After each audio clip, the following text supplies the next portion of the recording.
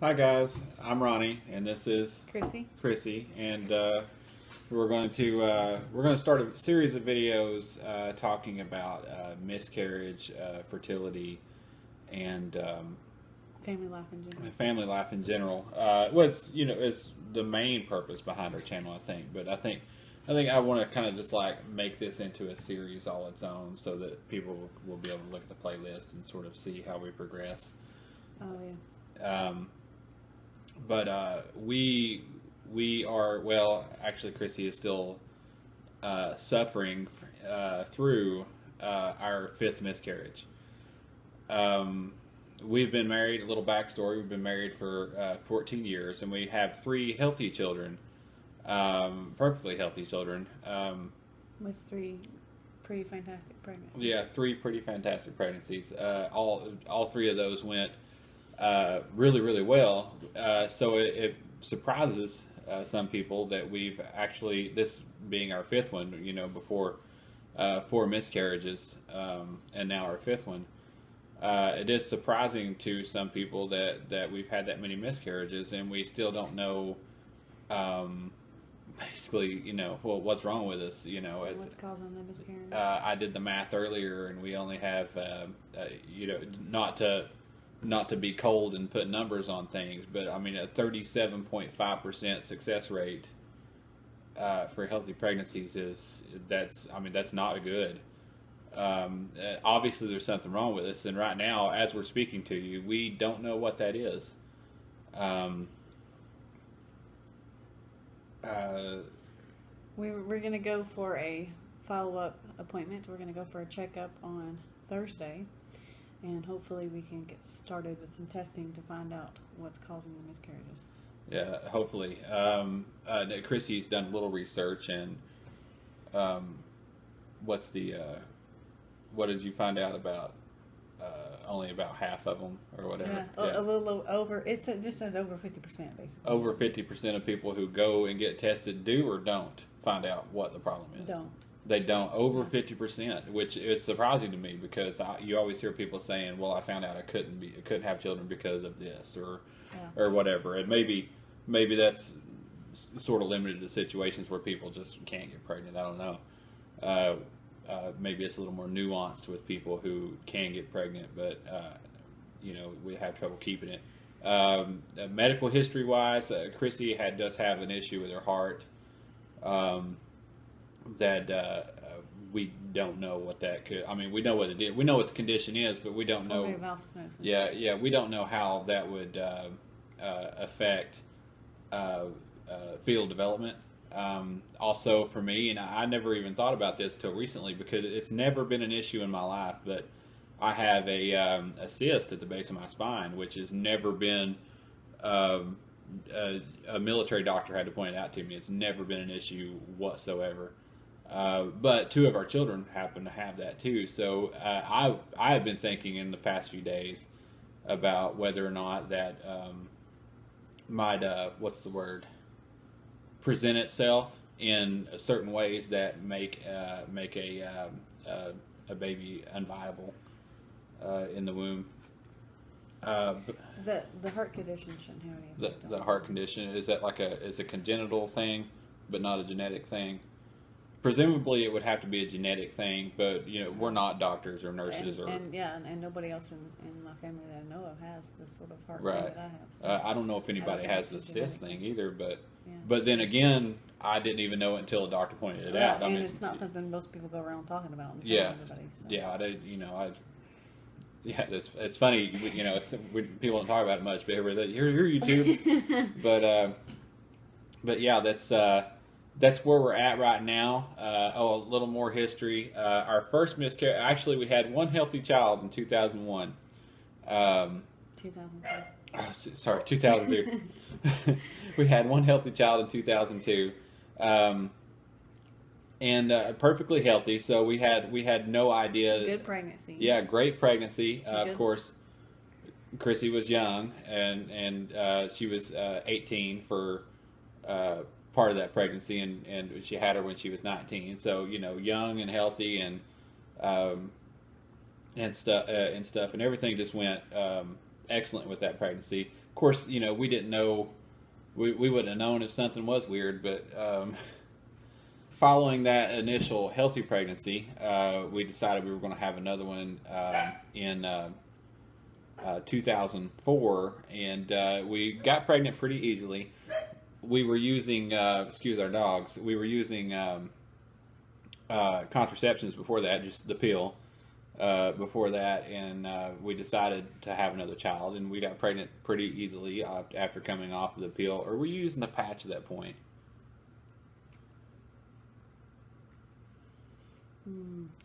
It kind of seems like you were. I think I was. I used the pill for a while, but I think I had switched to the patch by then. Yeah, it was just more convenient. But then in January 2005, we had our first miscarriage at 9 weeks.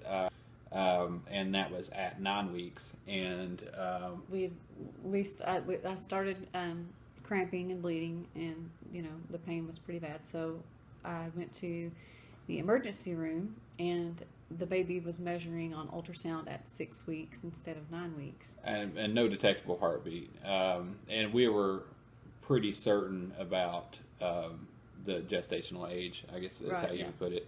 Yeah. Or it's the way it's put, I should say. We were pretty sure about the gestational age. So, but, again, not doctors, not nurses. We have no medical background, just our experiences. And then we had, it was a long time. We didn't use any contraceptions at all. Or we did at first, didn't we? Right after that? I don't remember. I was in the Navy at the time, and we were coming in and out, or I was coming in and out of. Yeah, we weren't using any at all. I was in and out a lot. I did 2 deployments during that time, one in 2006 and one in 2007. And the Navy, you do a lot of time even before deployments. You spend a lot of time away, so I wasn't home a whole lot. But we didn't use any contraceptions and. Or contraceptives, and we didn't use any. We didn't try to keep ourselves from getting pregnant again, but still, it took until early 2008 to get pregnant again, and we had a healthy boy out of that pregnancy. Right after you got home from your. Right after I got home from my second deployment, which, it generally works out that way, but. But yeah, right after I got home, we got a positive pregnancy. We got a positive pregnancy test a few months after, and perfectly good pregnancy. We fought a lot, which I don't. Part of that. Well, just to be expected when you're coming back together after deployment. Yeah, whenever you come back from deployment, you go through this period of learning how to live with each other again, learning for her, it's learning how to speak to another adult again, and for me, it's learning how to be intimate again. And I don't even mean that in a sexual way. I mean just speaking and speaking and talking to your other half again. And being touched by another human. And being touched by a human. That's a lot of people don't realize. You go on deployment for 6 months, you're not making physical contact with another human being. Well, if you're a decent person, you're not making physical contact with another human being. That's a whole other story. But that's we. And then top that off with being pregnant. Top that off with being pregnant with a boy, which was apparently it's a hormonal nightmare. But perfectly good we went down a big rabbit trail right there, didn't we? But yeah, perfectly good pregnancy. Other than the fighting and arguing, everything went well. Perfectly healthy boy. Also happens to be one of the children who has a cyst on the base of his spine. And not just like me, not one issue with any of that. I'm just bringing that up as an aside. We still don't know obviously, what is causing these things. But I was just thinking about that. After he was born, I think that was the mini pill. Yeah, we were on birth control for a year. We went off on his first birthday. And we had to switch cameras here because if we're cutting in and out because we keep running out of memory because she takes a lot of pictures. But after he turned a year old, we started to try to have our third child, and on March 2009, we no, it was actually, was it March? We didn't even wait a year. Yeah, we got pregnant. We took a test in December. In December of 2009. December 2009. The test came back positive. Oh, so it was March 2010. Yeah. When our second miscarriage was in March 2010. It's obviously we're talking a couple of years ago, so the details get a little fuzzy on the timelines. But yeah, March 2010, followed by a second miscarriage, our third miscarriage on August 2010. In August 2010, which I think we might be wrong on those dates because it seems like those are a little too close together. No, Were they that close? Yeah. I think for me emotionally, and there are some people who say, who might think that the father does not have as much of an emotional investment into these things, and I'll say that's true. We probably don't have as much, but some of the same things apply to both sides of the story. Whenever a mother discovers she is carrying a child, there's this whole internal life that develops in our minds, and the same thing happens to dads. There's what's this child going to be like? Is it going to look like me? Is it going to look like her? These things, and I think in the one in August 2010, not that it didn't happen with any of the others, but for me, the one in March 2010 was the most emotional for me, and another factor was that they kept dragging out the ultrasounds because they're telling us that it might be a multiple birth. Yeah, it might be multiple. I mean, it could be twins, and I'm just like, maybe it's twins.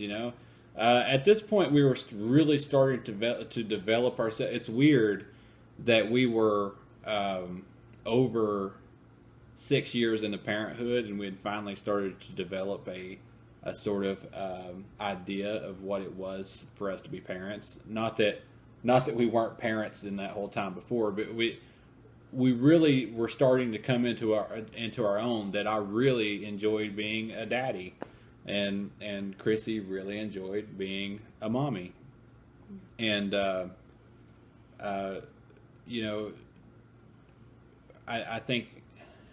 I think that having twins, or they were telling us that we might have twins, it was a mess. The whole thing was a mess, and it was an emotional mess for me. I actually went, and my command at the time sent me to get counseling because I was just sort of dragging there for a couple of weeks, and the counseling, it might have helped, it might not, but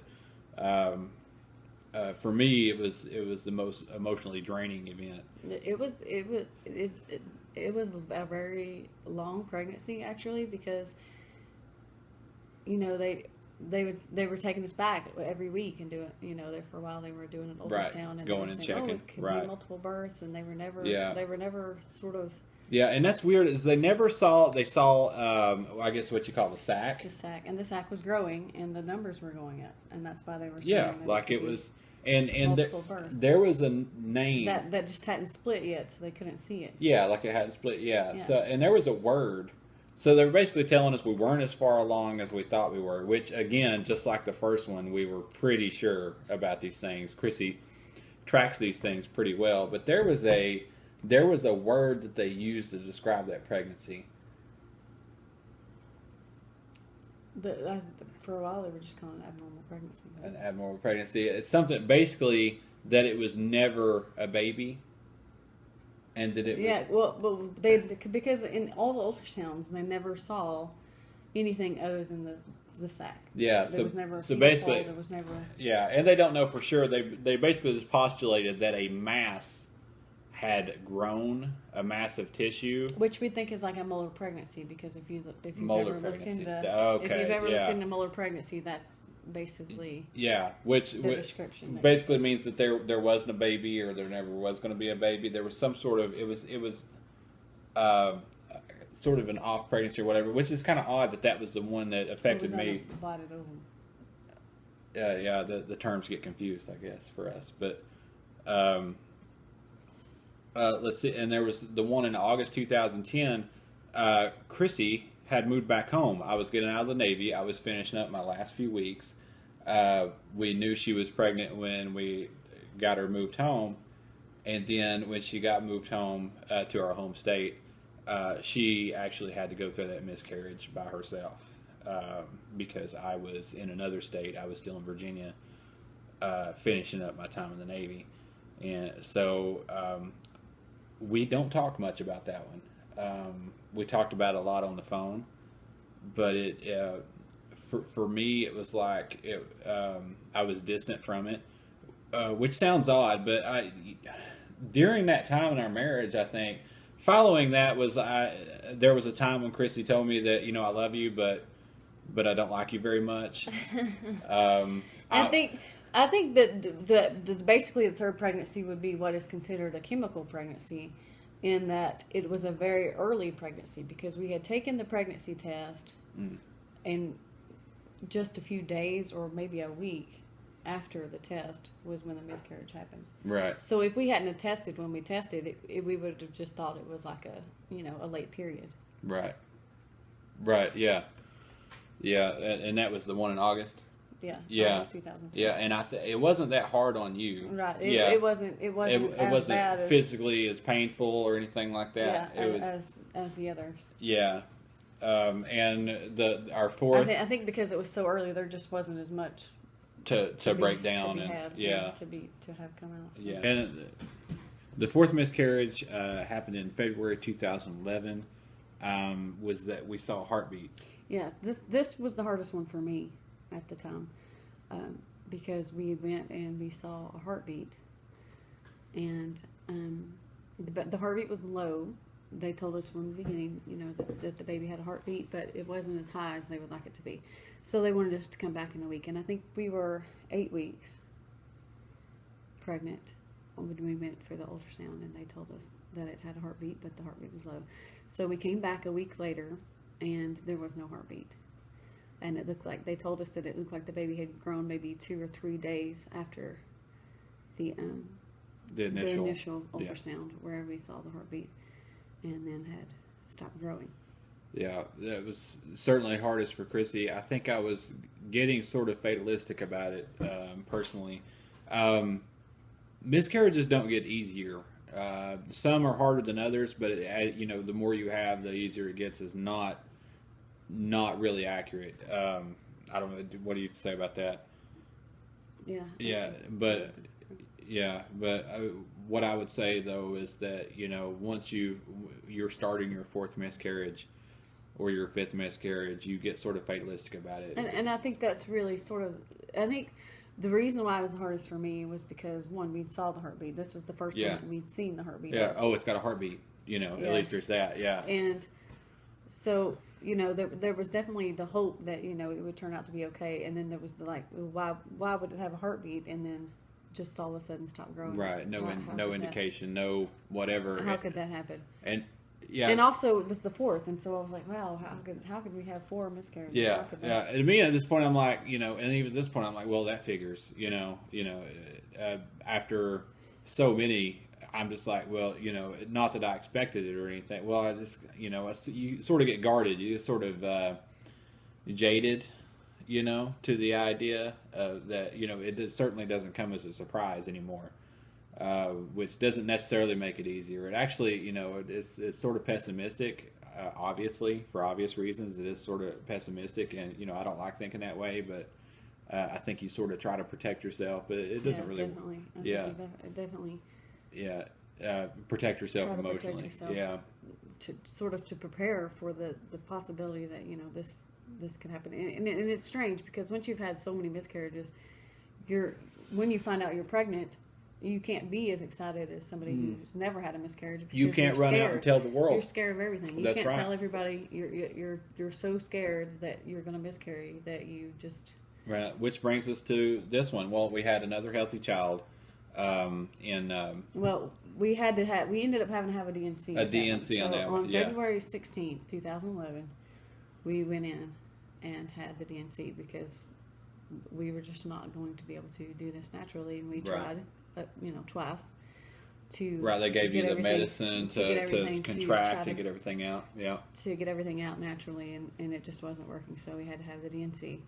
And we ended up not being able to get pregnant again after that until we got pregnant with our daughter. Yeah. Our youngest daughter. Which we took the test in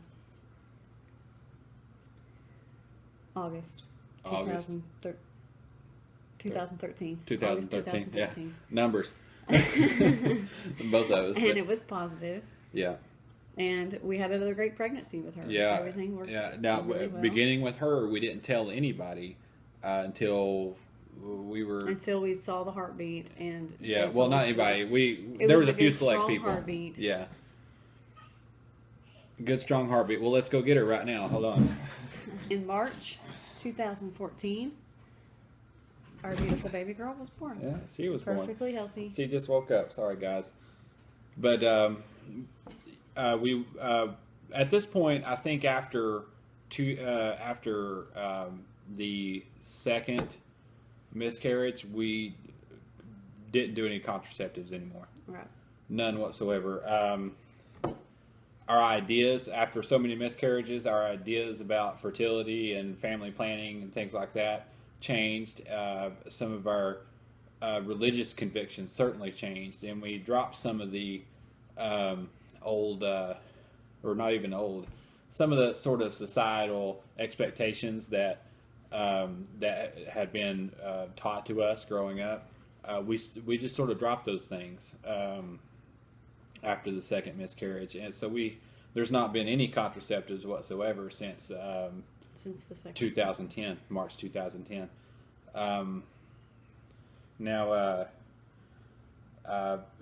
This pregnancy, just like with her, we didn't tell anybody until we saw a good ultrasound and saw a good heartbeat.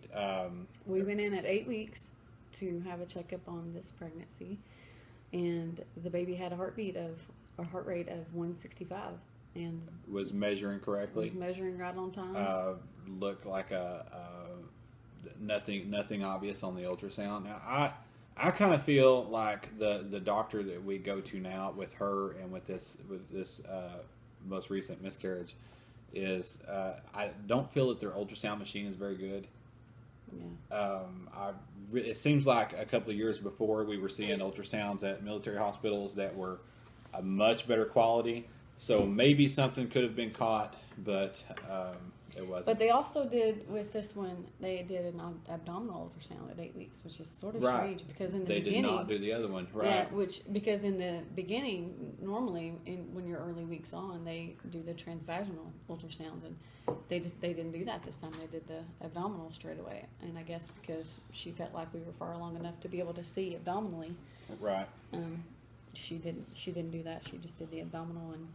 Right. We finished that appointment, and they set us 2 more appointments, one for blood work and another for the initial checkup. The initial checkup sort of thing, because the first appointment was basically just an ultrasound and pregnancy test.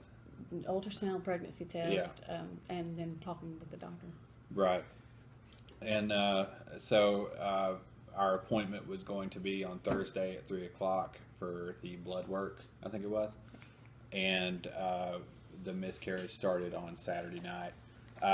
Some indication a few days before that. Wednesday, we had started spotting on Wednesday with some black cramping. Brown spotting, not red spotting. So she called the doctor, of course, and the doctor said, "Well, it's probably fine. It's probably fine. It seems like it's it's just common spotting." Right. Put her on pelvic rest for 10 to 14 days. And so we thought that maybe something had occurred, not to get too crude, during intercourse that might have caused Yeah, it's which then the nurse says is very common after that. To have spotting and yeah. What was she saying about the cervix?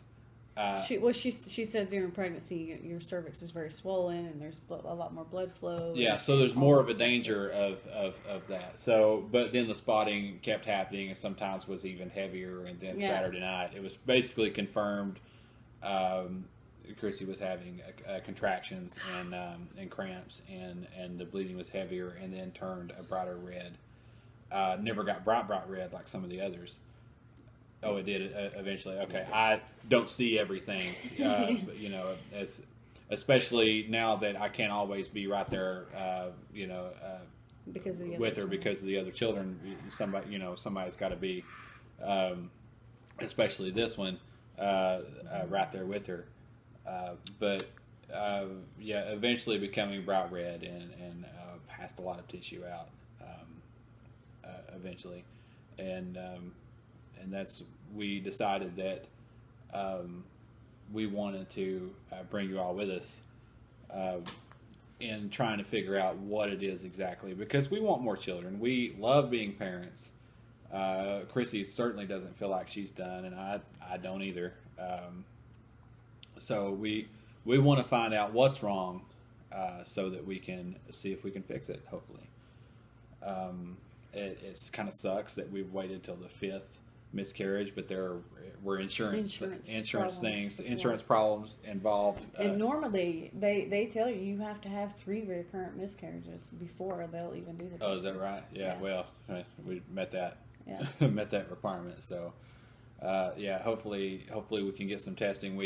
Our Thursday appointment changed from a blood work checkup to post miscarriage checkup, and we're going to bring this up to the doctors on that day to see if we can get the testing done. That we really need to find out what's going on. As a matter of fact, it's not even wholly concerned with having more children, because if we had to stop at 3 children, it would be okay. But if there's a health issue with Chrissy, we definitely want to know, or even with me. It's a possibility that there could be an issue with me. We want to know about that too, for obvious reasons. You want to know what's going on with your body. But anyway, that's our. Today is August 24th, 2015, and on a Monday, and our appointment will be Thursday of this week. So we'll update you after that appointment. Thanks, guys. Bye. Bye. Went to the emergency room. And I'm doing a lot of talking here. Okay. No, you gotta do something too. I'm trying. Yeah. You're just doing all the talking. I'm trying to leave some gaps in here so you can jump in. Yeah. Okay. Well, I'm trying. I'm jumping in. Okay. In January 2005, we had our first miscarriage.